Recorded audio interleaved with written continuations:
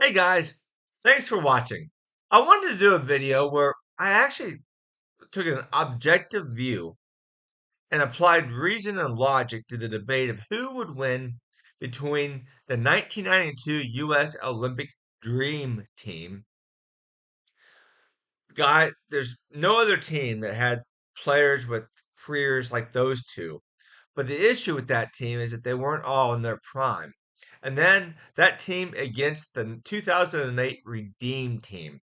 Guys, this is a tough debate. Now, if I'm just, I made a video before this where I went through the rosters and all that, and it was a 20-minute video, and I'm like, yeah, I'm going to do this a little shorter. Just jump to my points. This is one point. Guys, and I'm assuming this is a 4 out of 7 NBA Finals game or NBA playoff game. These were NBA players. They were better NBA players than Olympic players, except for maybe Carmelo Anthony. So we're gonna say this is we're gonna put this NBA ground, and we're gonna say that the officials. I think the NBA officials in this last playoffs, guys, they were letting people get hot under the basket. They let them play under that basket. They still called some ticky tack fouls on the perimeter, but I'm going to say these officials that we just saw in this last playoff series where the Denver Nuggets won it, I would say that they're kind of between, being calling every ticky tack thing and just letting players get mugged. So I don't think I think actually, with the way that they were letting contact go under the basket, it would really favor the Dream Team. Guys, the Redeem Team just does not match up. It doesn't match up with the Dream Team at all. You have, I mean, really, the only center you have on the team is Dwight Howard, and he's not a great offensive player. He can get a rebound and put the basketball back in. He can do alley hoops, but as far as just throwing him the ball in the paint and trying to get him to shoot a ball, he's not the greatest offensive player. He's a great shot blocker, great defender, great rebounder, not the best offensive player. So I you can't really put Dwight Howard in the same category as a Patrick Ewing. And then Patrick Ewing had a better career. And then on top of Patrick Ewing, you also have the Admiral, David Robinson. You have Charles Barkley. You have Karl Malone. Guys, those four players, David Robinson, Carlos Barkley, Patrick Ewing, and Karl Malone, they would eat alive the, the Redeem Team's bigs. They would. The only guy that would match up with them is Dwight Howard, and he's limited, and he can't play every minute of the game. Carlos Boozer, guys, Chris Bosh, they just don't have the physicality to match up with this team. It would be a mismatch with the bigs. That dream team, they were big. So obviously that goes to them. Now, I think actually, if you look at the Redeem team, and I'm taking Bird and Magic, I'm reducing them to, and I hate to do this, but locker room presence because they were out of their prime at the time. I think the Redeem team actually has more. I'm not going to say Michael Jordan is the best player on both teams. I think the Redeem team actually has more high quality guards and small forwards on that team. But here's the deal. How many can you play at one time? I mean, even if you had the Golden State Death lineup, you're going to get eaten up by their bigs. I mean, really, I personally believe LeBron James at that early stage in his career, he wasn't as mentally strong as he is now. And I imagine Bird and Magic Johnson talking trash to him, and then Scottie Pippen and Jordan talking trash to him. I can really see LeBron's game getting hijacked. I think the key to this will be Kobe Bryant. And Kobe is not a Jordan. Nobody's a Jordan.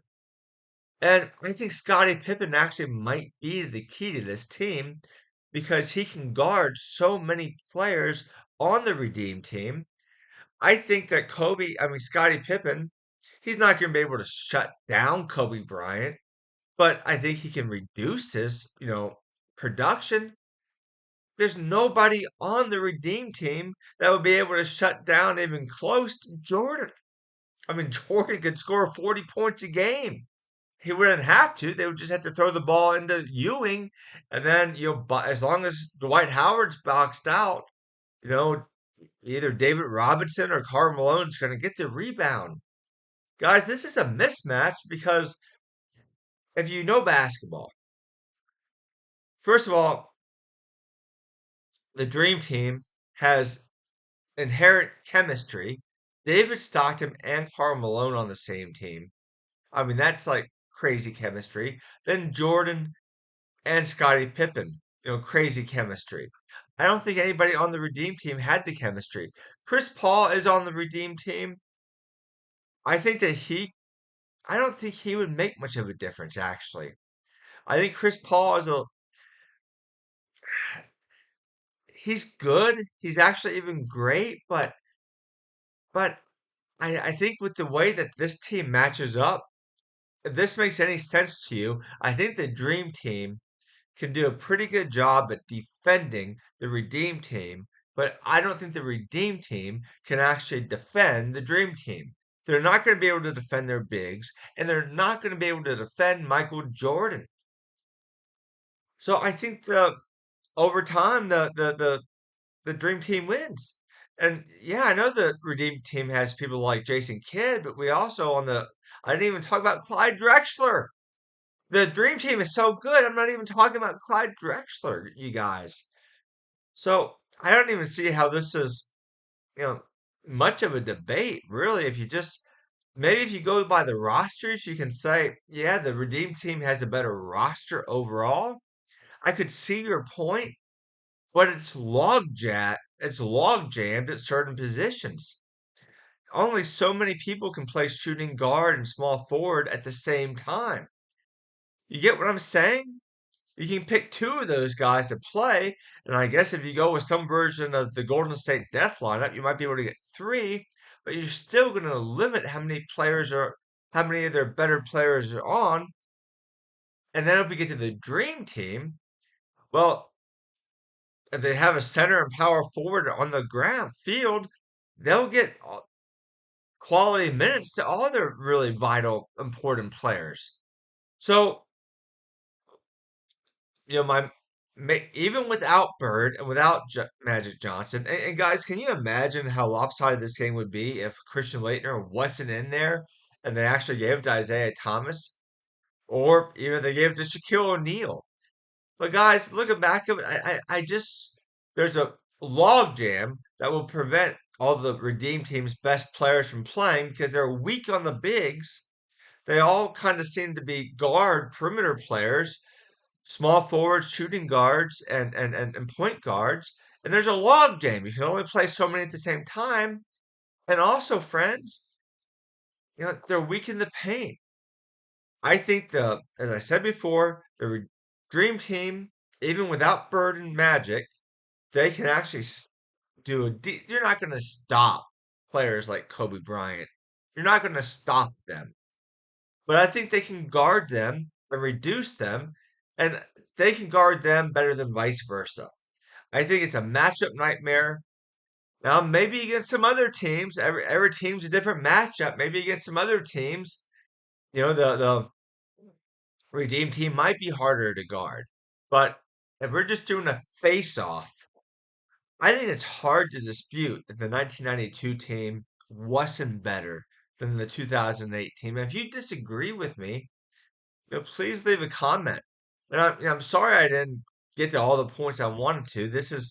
I'm a this is a newer YouTube channel, and I'm trying to keep videos short for now. But guys, God bless you and take care.